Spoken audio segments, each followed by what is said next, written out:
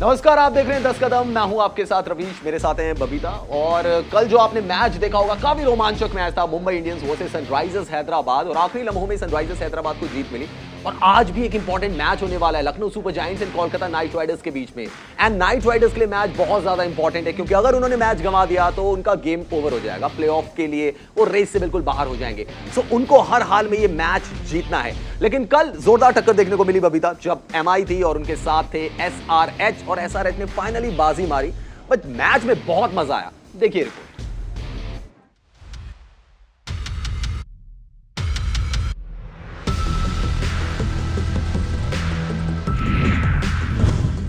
David का तूफान, यादगार रही शाम। डेविड ने दागी मिसाइल, छीनी गेंदबाजों की स्माइल। उमरान भुवनेश्वर की शानदार गेंदबाजी, हैदराबाद जीत गया बाजी। पहले तोड़ा, फिर फोड़ा और बाद में रुख मोड़ा। वानखेड़े स्टेडियम में सनराइजर्स हैदराबाद और मुंबई इंडियंस के मैच में टिम डेविड नाम का ऐसा तूफान आया कि सब उड़ गए। डेविड ने अपनी मसल पावर से चौके छक्कों की जमकर बरसात की और मुंबई को मैच के बहुत करीब पहुंचा दिया। ये मैच मुंबई के हाथ में तो आया, लेकिन मुंह नहीं लगा। डेविड की एक चूक से हालात मुंबई के विपरीत हो गए और आखिर में हैदराबाद को जीत मिली। इस जीत के साथ एसआरएच की प्लेऑफ की उम्मीद बरकरार है। हैदराबाद ने पहले बल्लेबाजी करते हुए 20 ओवर में 6 विकेट पर 193 रन बनाए। जवाब में मुंबई 20 ओवर में 7 विकेट पर 190 रन बना पाई और जीतते जीतते रह गई। हैदराबाद ने करीबी मुकाबला 3 रन से जीत लिया। 194 रन के विशाल लक्ष्य का पीछा करते हुए मुंबई तब फंस गई, जब 17 ओवर में 149 के स्कोर पर उसके 5 विकेट गिर गए। सभी हिटर्स और इनफॉर्म बल्लेबाज डगआउट लौट चुके थे, लेकिन तब मैदान पर डेविड की एंट्री हुई। डेविड ने आते ही ताबड़तोड़ बल्लेबाजी शुरू कर दी और देखते ही देखते मैच का रुख पलट गया। मुंबई को 3 ओवर में जीत के लिए 44 रन चाहिए थे। ऐसे में डेविड ने कुछ नहीं देखा और 18वां ओवर लेकर आए टी नटराजन का भूत बना दिया। यॉर्कर स्पेशलिस्ट नटराजन की डेविड ने ऐसी धुनाई की कि वो मुंह दिखाने लायक नहीं रहे। डेविड ने नटराजन के ओवर में पहली, तीसरी, चौथी और 5वीं गेंद पर 4 छक्के जड़े। एक छक्का तो 114 मीटर दूर जाकर गिरा, जिससे मुंबई के फैंस में खुशी की लहर दौड़ पड़ी।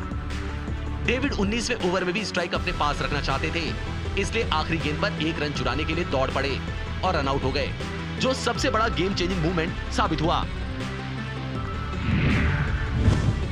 टिम डेविड ने 3 चौकों और 4 छक्कों के दम पर 18 गेंदों पर 46 रन की तूफानी पारी खेली, लेकिन वो टीम को जीत नहीं दिला सके। डेविड बेशक आउट हो गए, लेकिन वो अपना काम कर गए। हालात की गंभीरता को समझते हुए कप्तान केन विलियमसन ने गेंद अपने सबसे अनुभवी गेंदबाज भुवनेश्वर कुमार को थमाई और भुवनेश्वर वो कर गए जिसकी अमूमन आखिरी ओवर में किसी को उम्मीद ही नहीं होती। स्ट्राइक पर नए बल्लेबाज संजय यादव थे और भुवनेश्वर का फोकस यॉर्कर पर था, जिसका उन्हें फायदा मिला और वो दूसरी गेंद पर विकेट निकालने में कामयाब हुए। फिर स्ट्राइक पर जसप्रीत बुमराह आए और भुवनेश्वर ने बुमराह को उन्हीं की भाषा में जवाब दिया। भुवनेश्वर ने अगली 4 गेंदें यॉर्कर की, जिसका बुमराह के पास कोई जवाब नहीं था। इस तरह 19वां ओवर विकेट मेडन रहा। आखिरी ओवर में मुंबई को 19 रन चाहिए थे, लेकिन वो 15 रन बना सकी। भुवनेश्वर के अलावा हैदराबाद के लिए उमरान मलिक सबसे सफल गेंदबाज रहे। उमरान ने 3 ओवर में 23 रन देकर 3 विकेट लिए, जबकि भुवनेश्वर ने 4 ओवर में 26 रन पर 1 विकेट लिया। इससे पहले मुंबई ने अच्छी शुरुआत की। कप्तान रोहित शर्मा पूरे रंग में दिखे। उनके एक-एक शॉट में कॉन्फिडेंस साफ दिख रहा था। रोहित ने अपने जोड़ीदार ईशान किशन के साथ पहले विकेट के लिए 95 रनों की साझेदारी की। रोहित भले ही 2 रन से अर्धशतक चूक गए, लेकिन 4 छक्के जड़कर उन्होंने फैंस का दिल जीत लिया। रोहित ने 2 चौकों और 4 छक्कों की बदौलत 36 गेंदों पर 48 रन बनाए, जबकि किशन ने 43 रन का योगदान दिया। वहीं राहुल त्रिपाठी एक बार फिर हैदराबाद के स्टार बल्लेबाज बने। एसआरएच ने अपने इनफॉर्म बल्लेबाज अभिषेक शर्मा का विकेट जल्दी खो दिया और राहुल को जल्दी क्रीज पर उतरना पड़ा। राहुल ने सेट होने के बाद ताबड़तोड़ बल्लेबाजी की। उन्हें दूसरे छोर पर युवा बल्लेबाज प्रेम गर्ग का साथ मिला। दोनों बल्लेबाजों ने तूफानी पारियां खेली और दूसरे विकेट के लिए 76 रन जोड़े। इसके बाद निकोलस पूरन ने भी आकर आतिशी पारी खेली, जिससे हैदराबाद 193 के बड़े स्कोर तक पहुंचा। राहुल ने 44 गेंदों पर 76 रनों की पारी खेली, जिसमें 9 चौके और 3 छक्के शामिल रहे। वहीं प्रियम ने 26 गेंदों पर ताबड़तोड़ 42 रन बनाए, जिसमें 4 चौके और 2 छक्के शामिल रहे। पूरन ने भी 38 रनों का योगदान दिया। मुंबई के लिए रमनदीप सिंह सबसे सफल गेंदबाज रहे, जबकि पिछले कुछ मैचों में अच्छी गेंदबाजी कर रहे डैनियल सैम्स और रिले मेरेडिथ महंगे साबित हुए। रमनदीप ने 3 ओवर में 20 रन देकर 3 विकेट लिए, जबकि सैम्स और मेरेडिथ ने एक एक विकेट के लिए 39 और 44 रन खर्चे। हैदराबाद ने इस रोमांचक जीत के साथ अपनी प्लेऑफ की उम्मीदों को जिंदा रखा है। हालांकि उसे अंक तालिका में कोई फायदा नहीं हुआ। एसआरएच के 13 मैचों में 6 जीत के साथ 12 अंक हैं, लेकिन उसकी सबसे बड़ी समस्या उसके रन रेट की है, जो माइनस में है। हैदराबाद की टॉप 4 में जगह तभी पक्की हो सकती है जब दिल्ली, बैंगलोर, कोलकाता और पंजाब अपना आखिरी मैच हार जाएं और हैदराबाद बड़े अंतर से अपना आखिरी मैच जीत जाए। Sports desk, news India.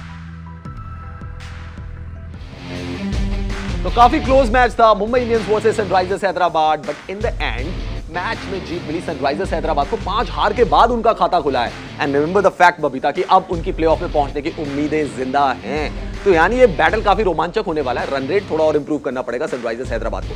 लेकिन कल के मैच में भाई जिसका जलवा छाया वो थे टिम डेविड, इसीलिए हम उन्हें कह रहे हैं मुंबई इंडियंस के डॉन बनकर कर वो आए। जिस तरीके से उन्होंने टी नटराजन को रिमांड पर लिया और छक्कों की बरसात कर दी। अभी तक कल बहुत अच्छी इनिंग टिम डेविड की रही। अनफॉर्चुनेटली रन आउट हो गए। हो सकता था मैच का नतीजा चेंज भी हो जाता। हाँ बिल्कुल, जिस तरह से टिम डेविड कल बैटिंग पे आए, उनको पता था कि उनका क्या रोल है। उनको हर एक बॉल पे रन बटोरने थे जो वो कर रहे थे। नटराजन की बॉल पे भी मैं ये कहूँगी कि वो डालना चाह रहे थे यॉर्कर, बट वो नहीं डल पाई। वो लोअर फुल टॉस के तौर पे जारी थी उनको। तो आप यॉर्कर अगर हल्की सी भी मिस हो जाती है तो फिर वो तो बॉलर के लिए बेकार ही हो जाती है और बैट्समैन कैश इन कर लेता है उसको। बट जो टिम डेविड ने बैटिंग करी है कल जिस हिसाब से, उस हिसाब से तो यही था कि पहले मुंबई इंडियंस पक्का जीत जाती। बट वो रन आउट जो हो गए वो भी अपनी ही गलती से हो गए कि उन बॉलर के हाथ में ही बॉल थी और वो भाग के शायद स्ट्राइक उनको लेनी थी कि भाई अगले ओवर में मेरे पास स्ट्राइक आ जाए तो मैं वहां पे से मैच को पलट सकता हूं। लेकिन मैच कल बनाया भी टिम डेविड ने बबीता। अगर वहां पर हम देखें कि रन रेट बहुत ज्यादा हो गया था, टिम डेविड ने आके जो वहां पर कह सकते हैं ना मिसाइलें दागी, अपने बल्ले से छक्के मारे। सारा मैच भी उन्होंने बनाया जो इतनी क्लोज गया ये मैच। हाँ बिल्कुल, आधा मैच निकल चुका था बट जब उनकी बैटिंग आई और जो उन्होंने लास्ट 5 बॉल्स में 26 रन जो मारे हैं नटराजन की बॉल पे, आपको किसी भी बॉलर को एक बॉल पे छक्का या दूसरी बॉल पे भी छक्का पड़ जाएगा तो वो प्रेशर पे आ जाता है। वो प्रेशर टिम डेविड ने बिल्ड किया नटराजन के ऊपर और वो उनको मैच इतना क्लोज लेके चला गया कि मुंबई इंडियंस के एक बार को जीतने के चांसेस हो गए थे। बट अनफॉर्चुनेटली वो रन आउट हो गए और वो बना नहीं पाए और फिर मैच निकल गया, उनके हाथ से निकल गया। लेकिन तारीफ बबीता भुवनेश्वर कुमार की भी करनी पड़ेगी क्योंकि डेथ ओवर्स में गेंदबाजी करना आसान नहीं होता है, वो भी ऐसे क्रूशियल मैच में। लेकिन उन्होंने विकेट मिडन डाल दिया एक ही मैच में, मतलब 19th ओवर विकेट मिडन चला गया और पूरी तरीके से खत्म कर दी मुंबई इंडियंस की संभावनाएं। हाँ बिल्कुल, जो भुवनेश्वर कुमार ने जो बॉल डाला, एक तो नया बैट्समैन भी आया था, आउट हुए थे टिम डेविड, और जो नीचे का बैट्समैन आया था तो वो ऑब्वियसली उन पे प्रेशर होता है कि नीचे की जब बैटिंग आती है तो फिर आसान नहीं होता किसी के लिए, आसान नहीं होता खेलने के लिए। तो भुवनेश्वर कुमार ने वो जो डेथ बॉलर्स के जिसके लिए वो जाने जाते हैं उस हिसाब से उन्होंने अपनी बॉल डाली है और विकेट पूरा सपोर्ट किया उनको विकेट ने, बट इसलिए उनका मैच हाथ से निकल गया। लेकिन तारीफ करनी पड़ेगी कल राहुल त्रिपाठी की भी बबीता, जिस तरीके से उन्होंने इनिंग खेली सनराइजर्स हैदराबाद के लिए, क्योंकि मैच बहुत इंपॉर्टेंट था। देखिए रन रेट और पॉइंट सिस्टम तो ठीक है, वो एक अलग चीज है, लेकिन पहले आपको मैच जीतना जरूरी है और उसके लिए परफेक्ट प्लेटफॉर्म कल तैयार किया राहुल त्रिपाठी ने। आई थिंक हाँ, राहुल त्रिपाठी ने कल जो बैटिंग करी है वो एक इतनी क्लास बैटिंग करी है उसने कल कि उसको देख के लग रहा था वो कितनी काम एंड कंपोज वे में बैटिंग कर रहा था। और मीडियम पेसर्स को भी वो ऐसे खेल रहा था कि बहुत टाइम है उसके पास खेलने के लिए, वो टाइम बहुत अच्छा कर रहा था। और राहुल त्रिपाठी जब बैटिंग कर रहा होता है तो उसको देख के ऐसा लगता है कि वो रन के लिए जाता है, अकॉर्डिंग टू बॉल खेलता है। वो लग रहा था देख के उसको कि जो बॉल उसको मारने वाली मिलेगी वो मारेगा और जो नहीं मारने वाली मिल रही थी तो उसमें वो स्ट्राइक रोटेट कर रहा था। कल बहुत अच्छा लगा मुझे उसकी बैटिंग, क्रिकेट जो टीम की तरफ से देखने को मिली। चलिए एक नजर डाले थे पॉइंट्स टेबल पर भी, आईपीएल का अंक युद्ध वो क्या कह रहा है, क्योंकि कुछ स्पॉट ऐसे हैं जिसके लिए बहुत ज्यादा बैटल होने वाला है और वो हमें देखना बहुत जरूरी है। तो यहां पर हम दिखाते हैं आपको पॉइंट्स टेबल। मैं आपको पॉइंट्स टेबल बताता हूं क्या पॉइंट्स टेबल इस वक्त चल रही है। अगर हम देखें गुजरात टाइटंस आपके नंबर 1 पोजीशन पर हैं, 20 पॉइंट है गुजरात टाइटंस के और पॉजिटिव रन रेट है। दूसरे नंबर पर राजस्थान रॉयल्स, पिछला मैच जो जीते थे उससे नंबर 2 पर आ गए। लखनऊ सुपर जायंट्स का आज मैच है वो है नंबर 3 पर। एंड अगर हम बात करें दिल्ली कैपिटल्स की तो वो है नंबर 4 पर। ये तो है टॉप 4 टीमें। रॉयल चैलेंजर्स बैंगलोर, एक मैच बचा हुआ है, क्या ये टीम आगे जा पाएगी? नेगेटिव रन रेट है, सुधारना पड़ेगा फैफ डु प्लेसी और विराट कोहली की टीम को। कोलकाता नाइट राइडर्स, आज इनका मैच है, 13 मैच है, 6 जीते, 7 मैचों में हार मिली है, 12 पॉइंट है, पॉजिटिव रन रेट है, ये एक अच्छी चीज है। लेकिन नीचे की बाकी टीम देख लीजिए, शायद इनके लिए आईपीएल समाप्त हो सकता है। पंजाब किंग्स बहुत मुश्किल है, सनराइजर्स को भी मैच जीतना पड़ेगा तो उनके 14 पॉइंट्स हो जाएंगे। बाकियों के आप देखिए 12-12-12 में 3 टीमें, night Riders, Punjab Kings and Sunrisers Hyderabad, और उसके नीचे जाएंगे Chennai super Kings and Mumbai Indians. इनके लिए आईपीएल खत्म हो चुका है। हो सकता है कुछ और टीमों के लिए भी आईपीएल यहां पे खत्म हो जाए। एक एक मैच अब सबका बचा हुआ है, फाइनल स्टेज में सारी की सारी टीम में है।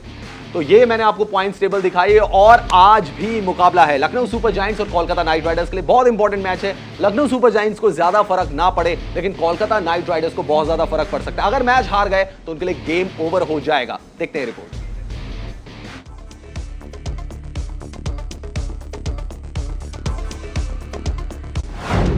लखनऊ की ललकार, केकेआर है तैयार। रसेल का तूफान एलएसजी को करेगा परेशान। प्लेऑफ का मौका, श्रेयस लगाएंगे चौका। एक को प्लेऑफ की तलाश, तो दूसरी को टॉप पर पहुंचना है, लेकिन रास्ता सिर्फ एक है, जीत। आईपीएल 2022 में कोलकाता नाइट राइडर्स और लखनऊ सुपर जायंट्स की टीमें आमने सामने हैं। प्लेऑफ की उम्मीदों को बनाए रखने के लिए केकेआर को बड़ी जीत की जरूरत है, तो वहीं लखनऊ सुपर जायंट्स इस मैच को अपने नाम कर पॉइंट्स टेबल में टॉप में जगह बनाने की कोशिश करेगी। आईपीएल 15 में केकेआर ने 13 मैच खेले हैं, जिसमें उसे 6 में जीत मिली है और 7 में हार का सामना करना पड़ा है। केकेआर के 12 पॉइंट्स हैं। वहीं लखनऊ सुपर जायंट्स ने 13 मैच खेले हैं, जिसमें उसे 8 में जीत मिली है और 5 में हार का सामना करना पड़ा है। लखनऊ सुपर जायंट्स के 16 पॉइंट्स हैं। अगर केकेआर इस मैच को बड़े अंतर से जीतने में सफल रहती है, तब भी उसे प्लेऑफ में क्वालिफाई करने के लिए दूसरे मैचों के नतीजे पर निर्भर रहना होगा। लखनऊ की टीम प्लेऑफ में जगह पक्की करने से एक कदम दूर है। टीम के 13 मैचों में 16 पॉइंट्स हैं और इस मैच में जीत से उसका प्लेऑफ का टिकट पक्का हो जाएगा। यहां तक कि लखनऊ नंबर 1 पर भी पहुंच सकती है। 2 बार की चैंपियन केकेआर की टीम पिछले साल फाइनल में पहुंची थी, लेकिन इस सीजन में वो लैग को बरकरार नहीं रख पाई। टीम ने हालांकि पिछले 2 मैचों में मुंबई इंडियंस और सनराइजर्स हैदराबाद के खिलाफ जीत दर्ज कर अपनी उम्मीदों को बनाए रखा। केकेआर ने पिछले मैच में एसआरएच को 54 रन से हराया। वहीं उससे पहले एमआई को 52 रनों से मात दी। श्रेयस अय्यर की अगुवाई वाली टीम ने पिछले मैच में आंद्रे रसेल के हरफन मौला खेल और गेंदबाजों के दमदार प्रदर्शन से सनराइजर्स हैदराबाद को मात दी। इस मैच में टॉप ऑर्डर के लड़खड़ाने के बाद रसेल ने तूफानी पारी खेली थी और फिर गेंद से भी कमाल दिखाया था। रसेल ने इस मैच में 28 गेंदों पर 49 रन की पारी खेली थी, जिसमें 3 चौके और 4 छक्के शामिल रहे। वहीं गेंदबाजी में रसेल ने 4 ओवर में 22 रन देकर 3 विकेट अपने नाम किए। केकेआर के लिए टॉप ऑर्डर में अजिंक्य रहाणे ने पूरे सीजन संघर्ष किया। वो हालांकि चोट की वजह से मौजूदा सीजन से बाहर हो गए हैं। पिछले सीजन के नायक वेंकटेश अय्यर ने इस सीजन में निराश किया। नीतीश राणा और श्रेयस अय्यर लगातार अच्छा प्रदर्शन नहीं कर पा रहे हैं। वहीं चोट से उबरने के बाद उमेश यादव ने टीम सऊदी का अच्छा साथ दिया है। सुनील नारायण और वरुण चक्रवर्ती की स्पिन जोड़ी ने भी पिछले कुछ मैचों में लय हासिल कर ली है। दूसरी तरफ लखनऊ की टीम इस मुकाबले में लगातार 2 हार के सिलसिले को तोड़ना चाहेगी। इन दोनों मैचों में टीम के बल्लेबाजों ने निराश किया है। टीम कप्तान लोकेश राहुल पर जरूरत से ज्यादा निर्भर है। उन्होंने इस सीजन में 2 शतक लगाए हैं, लेकिन पिछले 3 मैच में बड़ा स्कोर खड़ा करने में नाकाम रहे हैं। यही हाल अनुभवी क्विंटन डिकॉक का भी है, जो बड़ी पारी नहीं खेल पा रहे हैं। टीम के लिए दीपक हुड्डा की लय हालांकि सबसे बड़ी पॉजिटिव चीज है, जो लगातार रन बना रहे हैं। केएल राहुल ने 13 मैच में 42.64 की औसत से 469 रन बनाए हैं, जिसमें उनका बेस्ट स्कोर नाबाद 103 रन का रहा है। वहीं दीपक हुड्डा ने 13 मैचों में 31.23 की औसत से 406 रन बनाए हैं, जिसमें 4 अर्धशतक शामिल हैं। लखनऊ सुपर जायंट्स की टीम हालांकि युवा आयुष बडोनी और मार्कस स्टोइनिस का बेहतर इस्तेमाल करना चाहेगी। टीम की गेंदबाजी सीजन के ज्यादा मैचों में अच्छी रही है, लेकिन पिछले मैच में उनके खिलाफ राजस्थान रॉयल्स के बल्लेबाजों ने तेजी से रन बनाए थे। लखनऊ को अगर इस मैच में जीत दर्ज करनी है तो आवेश खान, मोहसिन खान, जैसन होल्डर और रवि बिश्नोई को अच्छी गेंदबाजी करनी होगी। Sports desk, news India.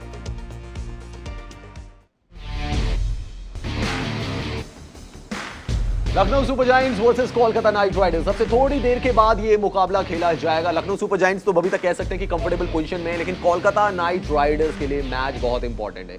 नहीं जीते तो गेम ओवर। क्या लग रहा है बबीता, आज आप इस मैच में किसका पलड़ा आपको भारी नजर आ रहा है? लखनऊ, हम तो कह रहे हैं वॉर होने वाला है ये दोनों तरफ से। हाँ, आई थिंक लखनऊ लास्ट के 2 मैचेस हारी जी। है, तो उसका कॉन्फिडेंस थोड़ा सा लो हो सकता है। बट केकेआर जो पिछला मैच जीत के आई है, जिस तरीके से जीत के आई है, और उसको जो मैच वो जीतना है उसके हिसाब से वो जिस माइंड प्रिपरेशन से आएगी, तो मुझे ऐसा लगता है कि केकेआर थोड़ा सा भारी पड़ने वाला है लखनऊ पे। कि आंद्रे रसल ने लास्ट टाइम जो कि डू और डाई मैच है, लखनऊ सुपर जायंट्स थोड़ा सा कंफर्टेबल पोजीशन में है। हाँ, उनके लिए डू और डाई मैच है, और जिस हिसाब से आंद्रे रसल ने पिछले मैच में बैटिंग करी है, तो मुझे ऐसा लगता है कि वो एक अच्छे माइंड सेटअप के साथ आएगी कि हमें मैच जीतना ही जीतना है। राइट। और वहीं लखनऊ सुपर जायंट्स भी थोड़े से मोटिवेटेड तो होगी, ज़रूर उनकी टीम में कुछ ना कुछ बात हुई होगी कि लास्ट के 2 मैचेस वो हारे हैं, बट फिर भी क्वालिफाइड हैं, बट इतने अप टू द मार्क नहीं है, एवरेज थोड़ी नीचे आ रही है, तो उस हिसाब से लखनऊ भी थोड़ा सा संभल के ही खेलना पड़ेगा लखनऊ। क्या बबीता आपको ऐसे लग रहा है कि over dependency on KL Rahul ये एक बहुत बड़ा फैक्टर रहा है लखनऊ सुपर जायंट्स का? दीपक हुड्डा देखिए आपके लिए रन बना सकते हैं, लेकिन आपको एक सॉलिड पार्टनरशिप चाहिए होती है जो कि मिस हो जाती है। अगर केएल राहुल नहीं चलते हैं तो टीम बैकफुट पर आ जाती है, और लास्ट में दीपक हुड्डा ठीक है 40-50 रन बनाते हैं, लेकिन वहां पे वो टीम का फायदा नहीं पहुंचा पाते। तो over dependency on KL Rahul big factor है एलएसजी के लिए। हाँ, बिल्कुल है। एक तो केएल राहुल बिल्कुल बैटिंग करते हैं पावर प्ले में, वही है कि आप पावर प्ले में अगर रन नहीं मारोगे, पावर प्ले का इस्तेमाल नहीं करोगे, तो वो बाद के प्लेयर्स पे थोड़ा सा बर्डन सा पड़ जाता है, प्रेशर आ जाता है। तो मुझे ऐसा लगता है कि उनको थोड़ा सा संभल के खेलना पड़ेगा, रिस्पॉन्सिबिलिटी लेके खेलना पड़ेगा। और बीच में दीपक हुड्डा, बीच में उनके पास बहुत अच्छे मैच विनर्स हैं, मैच फिनिशर्स भी हैं। स्टोनिस हैं, जैसे स्टोनिस को भी वो ऊपर भेज सकते हैं कि पिछले मैच में उनकी इतनी ज़्यादा बैटिंग नहीं आई थी, थोड़ा रन उन्हें अच्छा खड़ा करना पड़ेगा केकेआर की टीम के अगेंस्ट। जी हाँ, बिल्कुल। और सही बात ये भी है कि इतने सारे आपके पास ऑलराउंडर्स की फौज खड़ी हुई है, आपके पास बॉलर्स भी बहुत अच्छे हैं। ठीक है, पिछला मैच में ऑफ डे हो गया मोहसिन खान का, लेकिन आपके पास टीम बहुत अच्छी है। परफॉर्मेंस लेकिन बबीता वैसी आई नहीं है, क्योंकि अगर टॉप ऑर्डर से फायर नहीं होता है तो middle order Lucknow super giants का हमने ऐसा देखा है कि वो क्रैम्प कर जाता है। हाँ, लखनऊ का मिडिल ऑर्डर का ये है, मेरे को ऐसा लगता है कि जैसे लखनऊ के मिडिल ऑर्डर्स में दीपक हुड्डा, कृणाल पांड्या, स्टोनिस को थोड़ा सा केकेआर में सुनील नारायण है जो उनको थोड़ा परेशान कर सकते हैं। वहाँ उनके मिडिल ओवर्स को थोड़ा संभाल के खेलना पड़ेगा। अच्छे से अगर उन्होंने निकाल लिया उसको और स्ट्राइक रोटेट करके खेल लिया, तो फिर वो अच्छा स्कोर जरूर खड़ा कर पाएंगे केकेआर के अगेंस्ट। बबीता, आपको लग रहा है केकेआर की सबसे बड़ी प्रॉब्लम जो स्टार्ट से अब तक चली आ रही है वो ओपनर को लेकर? इतने ओपनर चेंज कर दिए, फिंच आ गए, वेंकटेश अय्यर ऊपर से नीचे हो गए, रहाणे आ गए, फिर रहाणे अब आईपीएल से बाहर हो गए, फिर बाबा इंद्रजीत आए थे। ये आपको लग रहा है कि एक ऐसा फैक्टर था जिसने सबसे ज्यादा परेशान किया केकेआर को? और आज इस मैच में भी सबसे बड़ी प्रॉब्लम यही है कि ओपनिंग में किसे उतारना है? हाँ, आपका मिडिल ओपनर्स जो होते हैं अगर शफल होते रहते हैं, तो फिर आपको ये देखना होता है कि मिडिल ऑर्डर में कौन सा, टॉप ऑर्डर आपका कौन सा अच्छा कर रहा है, तो उसको आप ऊपर कर सकते हो। जैसे नीतीश राणा है, सैम बिलिंग्स हैं, वो उनके लिए उनको वो टॉप ऑर्डर करा सकते हैं, और इंद्रजीत को भी बैटिंग दे सकते हैं, एज एन ओपनर चेक कर सकते हैं। तो उनको यही है कि जो भी आएगा उसमें ओपन करने के लिए जो भी आएगा, तो उसको वही है कि पावर प्ले का यूज़ करना पड़ेगा, और जो 6 ओवर्स हैं उसका अच्छे से इस्तेमाल करना पड़ेगा। एक फैक्टर और बबीता मेरे ख्याल से वो है श्रेयस अय्यर को लेकर। कप्तान की फॉर्म अगर खराब होती है तो टीम पे उसका प्रभाव पड़ता है, और हमने ये देखा है कि श्रेयस अय्यर की फॉर्म कुछ मैचेस से अच्छी नहीं चल रही है, जिसकी जो असर है वो टीम पर भी नजर आता है कई बार। हाँ, ऐसा होता है कि कप्तान की कभी कभी ऐसा भी होता है कि कैप्टन के ऊपर थोड़ा सा प्रेशर ले लेता है कैप्टन, तो उसके हिसाब से। बट मुझे लगता है कि 1-2 मैचेस में हो सकता है कि परफॉर्म ना कर पा रहा हो, और बट वो आज के मैच में ज़रूर रिस्पॉन्सिबिलिटी के साथ खेलना चाहिए उसको आज का मैच। ठीक है बबीता, हम नजर डालते हैं फैंटेसी 11 में। अगर आप भी फैंटेसी गेमिंग के शौकीन हैं तो ये जो हमारी फैंटेसी 11 है आपके लिए फायदा पहुंचा सकते हैं। विकेट कीपर बनाइए सैम बिलिंग्स को, आज आपको पॉइंट्स दे सकते हैं। केकेआर का दिन हो सकता है ऐसा आज, क्योंकि बबीता भी कह रही है कि आज केकेआर जो है ज्यादा इंटेंसिटी के साथ खेलेगा, उनके लिए डू और डाई मैच है। दीपक हुड्डा को कप्तान बनाइए जिस तरीके की फॉर्म में वो चल रहे हैं। श्रेयस अय्यर को लीजिए, नीतीश राणा को लीजिए, दोनों की अच्छी परफॉर्मेंस रही है। श्रेयस अय्यर थोड़ा आउट ऑफ द फॉर्म नजर आए, बट हो सकता है आज उनका दिन हो। ऑलराउंडर में आप आंद्रे रसल को लीजिए, वाइस कैप्टन उनको बनाइए, गेंदबाजी बल्लेबाजी दोनों से आपको फायदा पहुंचा सकते हैं। मार्कस स्टोइनिस को लीजिए, कुणाल पांड्या को लीजिए, ये 3 ऑलराउंडर को आपको अपनी फैंटेसी 11 में इंक्लूड करना चाहिए। चलिए गेंदबाजों की तरफ रुख करते हैं कि फैंटेसी 11 में कौन से गेंदबाज आपको ज्यादा पॉइंट्स दे सकते हैं। हमने पॉइंट सिस्टम के हिसाब से ये बनाया हुआ है। उमेश यादव बहुत बेहतरीन नजर आए हैं इस आईपीएल में। आवेश खान एक विकेट टेकिंग बॉलर है, डेफिनेटली उनको लेना चाहिए। रवि बिश्नोई कमबैक उनका अच्छा हुआ, कुछ मैचेस में नहीं खिलाया था, तो दोबारा से एक बार फैंटेसी 11 पर नजर डाल लेते हैं। सैम बिलिंग्स को आप बनाइए विकेट कीपर, जैसा कि मैंने आपको सजेस्ट किया है कि ये आपको बहुत अच्छे पॉइंट्स दे सकते हैं। और ये है बल्लेबाजों की लिस्ट। तो ये तो थी फैंटेसी 11 और हम सजेस्ट कर सकते हैं आपको, बाकी आपकी किस्मत है कि आपको पॉइंट्स कितने मिलते हैं। चलिए क्रिकेट और इंटरनेशनल क्रिकेट में क्या कुछ हो रहा है फटाफट उन खबरों पर भी नजर डाल लेते हैं। बात करते हैं सबसे पहले वीवीएस लक्ष्मण की। तो पूर्व भारतीय बल्लेबाज वीवीएस लक्ष्मण साउथ अफ्रीका के खिलाफ आगामी टी20 सीरीज के लिए भारतीय क्रिकेट टीम के कोच होंगे। दरअसल भारत का जून में इंग्लैंड दौरा और साउथ अफ्रीका सीरीज एक ही समय पर है, इसलिए नियमित कोच राहुल द्रविड़ इंग्लैंड दौरे पर जाने वाली टेस्ट टीम के साथ रहेंगे, जबकि लक्ष्मण टी20 टीम के कोच होंगे। आईपीएल के रोमांचक मोड़ के बीच सनराइजर्स हैदराबाद के कप्तान केन विलियमसन टूर्नामेंट को छोड़कर स्वदेश रवाना हो गए हैं। दरअसल विलियमसन पिता बनने वाले हैं, इसके लिए वो अपनी पत्नी और परिवार के साथ रहने के लिए न्यूजीलैंड लौट गए हैं। फ्रेंचाइजी ने खुद ट्वीट करके इसकी जानकारी दी है। फ्रेंचाइजी ने कहा है कि हमारे कप्तान केन विलियमसन न्यूजीलैंड लौट गए हैं ताकि वो अपने परिवार में आने वाले नए मेहमान का स्वागत कर सके। और खबरें आपको बताते हैं। ऑस्ट्रेलियाई महिला क्रिकेट टीम के पूर्व कोच मैथ्यू मॉज इंग्लैंड की मेंस वाइड बॉल टीम के नए कोच बन गए हैं। England and Wales cricket board ने उनके साथ 4 साल का कॉन्ट्रैक्ट किया है। अगले महीने एम्स्टर्डम में नीदरलैंड्स के खिलाफ इंग्लैंड की 3 मैचों की वनडे सीरीज में बतौर कोच उनका पहला असाइनमेंट होगा। तो कुछ बहुत इंपॉर्टेंट खबरें हमने आपको बताई। वीवीएस लक्ष्मण कोच बनने वाले हैं भारतीय क्रिकेट टीम में, अभी फिलहाल एनसीए में हैं। बबीता, तो आपका फाइनल टेक क्या है, लखनऊ सुपर जायंट्स या कोलकाता नाइट राइडर्स? केकेआर के साथ जाऊंगी। केकेआर है तैयार, अभी तक के पीछे भी श्रेयस अय्यर ही नजर आ रहे हैं। फिलहाल दोस्तों 10 का दम में इतना ही। आप देखते रहिए न्यूज़ इंडिया।